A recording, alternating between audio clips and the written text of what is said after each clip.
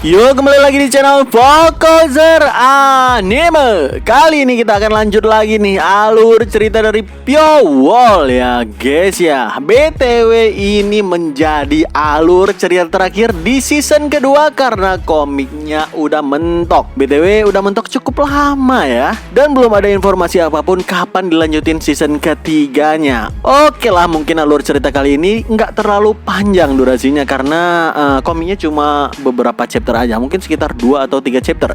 Oke lah, tanpa berlama-lama lagi langsung aja kita mulai alur ceritanya. Di video sebelumnya, Pure Wall harus menghadapi Law Master yang berhasil mengetahui lokasi persembunyiannya. Kemampuan martial art dari Law Master itu cukup hebat, bahkan skill yang pernah Pure tiru dari jenius Kincen berhasil dia tahan. Law Master melesat dengan skill ultimate aura naganya, dan di saat yang sama Pure juga melesat dengan skill terkuatnya yang pernah mengalahkan ketua sekte Eime dan Elder Kincen dulu. Tepat sebelum Pure dan Law Master melakukan adu mekanik ultimate mereka masing-masing, dalam hati Pure teringat dengan sosok Feng Xiang yang dulu nggak bisa dia kalahkan meski dengan skill terkuatnya sekalipun. Dari pengalaman kekalahannya dulu, Pure sadar kalau melawan expert martial artist yang sangat kuat harus menggunakan taktik yang berbeda. Makanya setelah kekalahan itu, Pure udah berlatih untuk mendapatkan teknik baru, bukan martial art melainkan gaya bertarung yang hanya bisa dikuasai dan digunakan oleh assassin, yaitu ilusi. Makanya saat adu mekanik tingkat tinggi mereka berlangsung, Pure mencoba memprediksi serangan Law Master dan menghindarinya di detik terakhir agar membuat perasaan di mana Law Master merasa serangannya seperti kena. Hal tersebut memungkinkan bagi Pure karena dalam mode rambut hitamnya ini, kecepatan dan refleksnya ini meningkat berkali-kali lipat sehingga dia bisa mengatur jarak yang menguntungkan baginya ketimbang dengan musuh.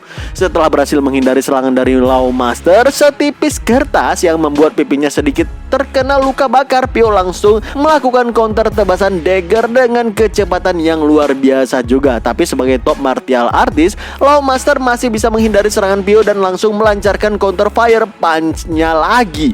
Pure sadar teknik ilusi ini sangat beresiko. Semakin dekat dia dengan musuh, maka akan semakin berbahaya juga. Menghindari fire punch andalan dari Law Master dari dekat membuat Pure sedikit tegang dan berkeringat. Dalam hatinya dia bilang terpapar energi yang dia keluarkan bisa merobek kulit ataupun mematahkan tulang, dan terkena serangan langsung akan berakibat fatal. Kalau begitu aku harus memancingnya lebih dalam, kata Pure, kini mencoba menghindari dengan jarak yang lebih dekat lagi. Dengan sengaja Pure membuat Law Master merasakan dampak serangannya menggunakan Soul Illusion dan pendarahan palsu juga. Meski tetap aja menipu Law Master nggak akan mudah karena dia adalah martial artist sejati, bukan orang bodoh.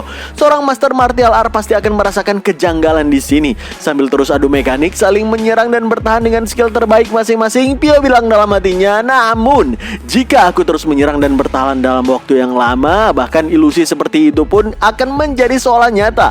Aku menyebut teknik tipuan ini dengan Angel. Tatapan ekspresi kesulitan, napas memburu, darah di kulit, semua aspek diriku itu palsu. Tapi ilusi Pure mulai bekerja karena tiba-tiba Law Master bilang, kau udah kehabisan tenaga, seranganmu melemah. Kau hanya orang lemah yang menggunakan teknik pengecut. Kekuatanmu yang sebenarnya nggak lebih kuat dariku, tapi pada akhirnya kau hanya seorang assassin, kata Law Master percaya diri kalau dia udah berada di posisi yang diunggulkan. Mendengarkan ucapan tersebut, Pure pun tersenyum dan bilang dalam hati, taktikku berhasil membuatnya percaya diri dengan kemenangannya. Kalau dia udah percaya diri begitu, setelah ini dia pasti akan mengerahkan serangan pamungkas terakhirnya. Dan benar aja, Law Master meningkatkan intensitas auranya. Dia pun berteriak dengan lantang, mati kau keparat. Law Master pun mengerahkan rentetan serangan api terkuatnya bertubi-tubi tanpa henti dan semuanya mengarah ke wajah Pure. Tapi ketika setiap serangan itu didasari oleh rasa percaya diri yang berlebihan, maka sebuah serangan akan menjadi gampang untuk dibaca, mudah ditebak, dan semua celah pun terbuka. Terlihat mata Pure bersinar terang penuh aura yang menandakan dia bisa membaca seluruh serangan Law Master dengan sempurna. Makanya dia bisa menghindari rentetan serangan itu dengan gampang, cukup dengan satu dash kilat ke depan. Dan di saat yang sama juga Pure menusukkan daggernya tepat di ulu hati Law Master yang membuat dia mengucurkan banyak darah. Mata Law Master langsung terbuka lebar karena merasakan sakit yang luar biasa, diikut dengan muntah-muntah darah. Dengan ekspresi wajah yang gak bisa diungkapkan kata-kata, Law Master pun bilang, Apa beraninya kau? Bagaimana bisa? Pio nggak menyanyiakan kesempatan tersebut. Dia langsung mengaktifkan skill penghabisan Shattering Jet. Tiba-tiba dari tangan Pio muncul aura pekat berukuran kecil persis seperti pecahan giok yang diarahkan tepat di ulu hati dari tusukannya itu ke Law Master sebelumnya. Aura mengerikan itu langsung menyebar ke seluruh tubuh Law Master dan seketika mencabik-cabik seluruh organ dalamnya, memberikan luka fatal internal yang benar-benar gila. Law Master pun menjerit histeris dan gak mampu menahan rasa sakit yang gak terbayangkan itu. Pio yang kini terlihat melepaskan mode aura hitamnya pun bilang, meski kau melindungi tubuhmu dengan ki, jika kau diserang dari dalam, kau nggak akan bisa menghentikannya. Semua sel di tubuh Law Master rusak dan terbakar. Dia pun meregang nyawa dalam keadaan kulit gosong menghitam. Saat Law Master yang sekarat akan terjatuh ke tanah, Pio langsung berbalik badan dan menyatakan kemenangannya. Para biksu yang tadinya sedang bertarung dengan Soma tentu aja nggak bisa menahan rasa terkejut mereka ngelihat mayat Law Master menghitam penuh dengan luka di sekujur tubuhnya. Para biksu itu kesal ngelihat Law Master mereka terbunuh. Makanya mereka berniat akan segera membalaskan dendam kepada Pio. Ninggalin Soma gitu aja. Soma pun jengkel ditinggalin gitu aja karena dia sebenarnya belum puas untuk bantai-bantai. Tapi tiba-tiba dia tersentak kaget ngelihat seseorang di langit melancarkan aura tebasan pedang yang cukup sensasional. Aura tebasan itu menghunjam ke atas tanah dan langsung menghentikan pergerakan dari para biksu-biksu itu. Mereka bilang, apa-apaan ini? Apa yang sedang terjadi? Siapa sangka yang melancarkan serangan barusan adalah Kim Gyeom-woo. Setelah mendarat di tanah, Gyeom-woo pun nanya ke Pio, gimana? Apa kau baik-baik aja teman? Jujur Pio agak heran ngelihat Gyeom-woo bisa datang menyusulnya kemari. Ngelihat gestur heran Pio, Gyeom-woo pun bilang, jejakmu berhenti di tengah jalan dan bukan hal yang mudah untukku melacakmu. Jika aku ngelihat ledakan barusan, mungkin akan sulit untuk menemukanmu. Sepertinya aku nggak terlalu terlambat meski musuh terkuat sepertinya udah kau kalahkan. Aku masih bisa membantumu membereskan para kroco ini, bukan? Apa kau masih bisa bertarung? Dengan bantuan dari Gyeom-woo ini, mereka pun ngelanjutin membantai habis para biksu sampai nggak bersisa. Nggak berselang lama, setelah menghabisi sisa pasukan biksu di sana, Gyeom-woo mengucapkan makasih kepada Pio yang udah menyelamatkan nyawa dari Gayong. Makanya dia menganggap Pio sebagai temannya. Jujur, Pio nggak suka dianggap teman oleh Gyeom-woo ini dan dia juga masih penasaran gimana Gyeom-woo bisa menyusul dan menemukan dirinya padahal Pio nggak ada ninggalin jejak sedikit pun. Gyeom-woo pun ngejelasin kepada Pio dengan simpel kalau dia hanya meniru apa yang Pio lakukan sepanjang perjalanan bersamanya sebelum berpisah. Selain itu dia juga punya item Taoist yang membantunya menuju arah yang benar. Gyeom-woo bilang, dengan mengikuti caramu aku berhasil sampai di sini. Untunglah aku nggak terlambat. Ngelihat kondisi Pio saat ini, Gyeom-woo mengira dalam hatinya kondisi Pio ini lebih buruk dari yang terlihat. Energinya sama sekali nggak stabil. Jika dia datang lebih lambat, mungkin dia nggak bisa membayar hutang budinya. Ya itu menurut dia. Gyeom-woo bilang dalam hati, aku memang mendengar kalau Master Thunder Sekte itu kuat, tapi aku gak menyangka kalau Pio adalah Master Martial Art yang jauh lebih kuat lagi. Bisa-bisanya dia membuat Master Martial Art tingkat tinggi tewas menggenaskan begini. Teknik apa yang sebenarnya dia gunakan? Pio Wall, aku sangat penasaran dengan tingkat kekuatanmu saat ini, kata Gyeom-woo yang berkeringat dingin sekaligus terpukau ngelihat kehebatan Pio. Gyeom-woo pun nanya ke Pio, apa sekarang udah saatnya pulang ke ibu kota? Dengan tegas Pio ngejawab, enggak, masih ada satu hal yang harus aku lakukan. Apalagi kalau bukan menghabisi Heok-am yang udah kabur sejak ngelihat kematian tragis dari Law Master. Kita pindah ke tempat Heok-am berada. Saat ini dia kabur secepatnya, secepat mungkin yang dia bisa tanpa arah tujuan karena merasakan takut yang luar biasa gegara sekte Thunder yang harusnya bisa diandalkan kini hancur nggak bersisa. Dengan mata yang terbuka lebar dan napas yang terengah-engah, Heok-am bilang, sial, Thunder sekte hancur. Kemana aku harus pergi sekarang? Tiba-tiba terlintas ide di dalam kepala Heok-am kalau dia harus pergi ke istana Whitestone. Menurutnya walaupun assassin terkuat sekalipun gak akan mungkin bisa mengejarnya kalau dia kabur ke sana, berhubung tempat itu juga sangat jauh.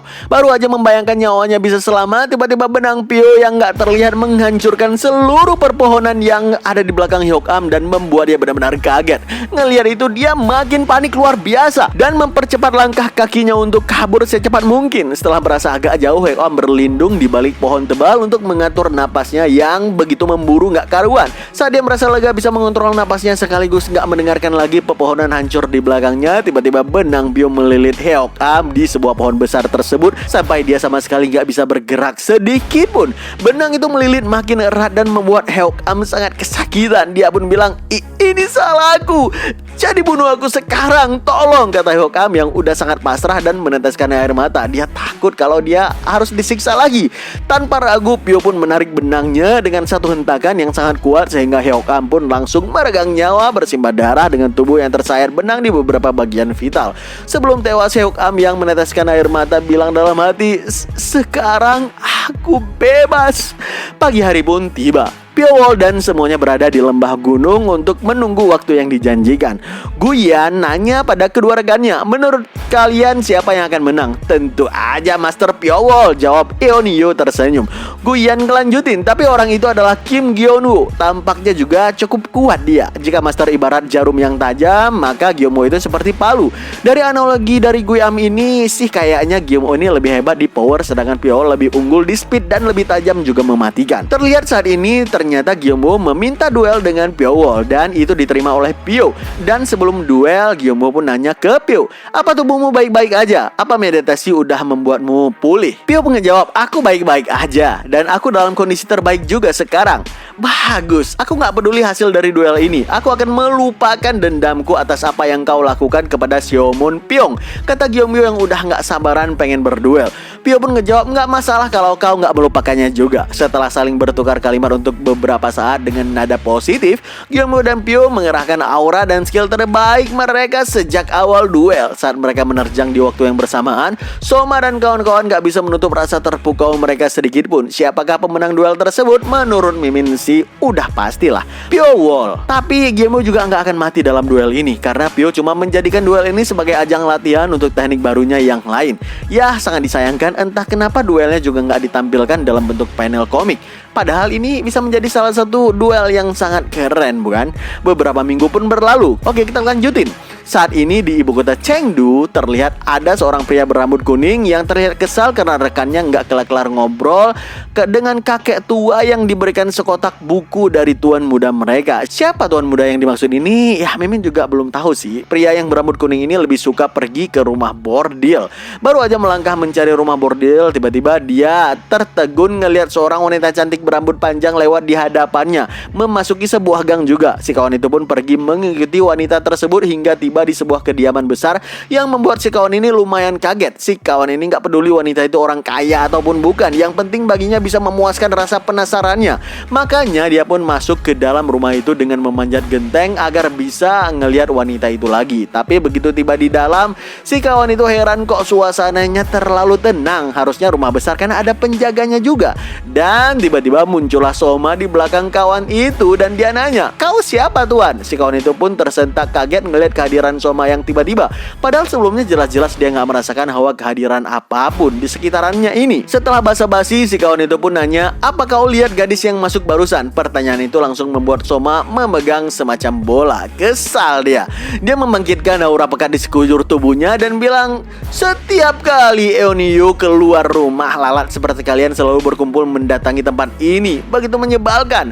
Dan beberapa saat kemudian si kawan ini pun tentu aja tewas menggenaskan terkena serangan bola Soma yang tanpa pernah tahu siapa wanita cantik yang dilihatnya di Chengdu tadi. Sore pun tiba, terlihat dua pengawal yang membawa mayat si kawan bersimbah darah itu. Sementara itu Soma berdiri di luar jendela kamar Pyo dan bilang, tuan, aku lapar, kapan bisa kita makan? Pyo pun ngejawab, sedang disiapkan kok, tunggu aja. Gimana keadaanmu belakangan ini? Baik-baik aja tuan, rumah ini terbaik untuk kita-kita. Eonio dan Guian gak punya tempat lain untuk pulang dan sulit bagiku untuk kembali hidup bersama dengan keluargaku. Pokoknya kau memang yang terbaik lah tuanku, kata Soma dengan senyum sumringahnya. Ngelihat Pyo sibuk menatap sebuah surat, Soma pun nanya lagi, apa itu surat dari brother Kim Gyeonwoo? Apa yang dia tulis kali ini? Brother itu memang agak lain sih, kenapa dia mengirim surat terlalu sering ya? Baru aja Pyo ngebaca dua kata yang berbunyi, untuk temanku. Dia langsung menutup surat itu dengan wajah kesal. Pyo masih gak terima kalau dia dianggap teman oleh Gyeonwoo. Pyo juga makin kesal lagi karena Soma gak berhenti ngebacot dan lagi-lagi nanya rumah Kim Gyeong-woo itu di Gunung Cheongjun bukan? Dia pasti udah sampai di sana sekarang. Apa kau akan mengunjunginya tuan? Pyo yang udah sangat kesal pun ngejawab, ya enggak lah, ngapain juga aku peduli dengan orang aneh itu. Makan malam hari ini adalah hidangan ikan tawar spesial yang disiapkan oleh Chef Go untukmu. Jadi siap-siaplah untuk pergi makan sana. Jangan ngobrol lagi di sini. Soma tertawa cekikikan ngelihat Pyo sangat kesal dia diganggu. Dia pun meminta pamit kepada Pyo karena mau ngejemput Guyuan dan juga Yeonwoo untuk makan malam. Tapi sebelum itu Soma bilang lagi, ngomong-ngomong tuan, terima kasih udah membantu kami keluar dari sekte Thunder. Sekarang aku paham kenapa Kim Gyeong-woo menyukaimu, kata Soma sambil pamit yang membuat Pyo tertegun sejenak. Yang itu artinya Soma dan juga kawan-kawan juga sepertinya merasakan hal yang sama seperti yang dirasakan oleh Gyeong-woo. Mereka sangat menyukai Pyo. Kata-kata Soma itu sambil pamit membuat Pyo sedikit tertegun sih. Dan persis seperti ucapan Soma, meski Pyo berhati dingin sebagai seorang assassin, nyatanya dia masih punya rasa peduli yang kuat terhadap orang yang membutuhkan bantuan dan juga keadilan. Makanya Pyo pun menatap surat dari Gyeong-woo sekali lagi karena dia penasaran jangan-jangan Gyeong-woo ini membutuhkan bantuan. Ya, meski dia nggak suka hubungan seperti pertemanan dan balas budi, Pyo menatap langit senja matahari terbenam yang membuat dia berfirasat pasti ada sesuatu yang terjadi pada Gyeong-woo sehingga dia terus-terusan mengirim surat seperti ini. Yo, apakah yang akan terjadi selanjutnya? Kita cukupkan ceritanya sampai di sini ya guys ya. Udah mentok guys, dan ini juga akhir dari season kedua. BTW sampai sekarang belum ada informasi kapan season ketiganya akan kembali. Kita akan ngelanjutin alur cerita dari Pyo Wall setelah komik season ketiganya update. Sembari menunggu masih banyak alur cerita yang lain gak kalah serunya. Saksikan terus alur cerita komik paling seru hanya di channel Fokuser Anime dan stay update.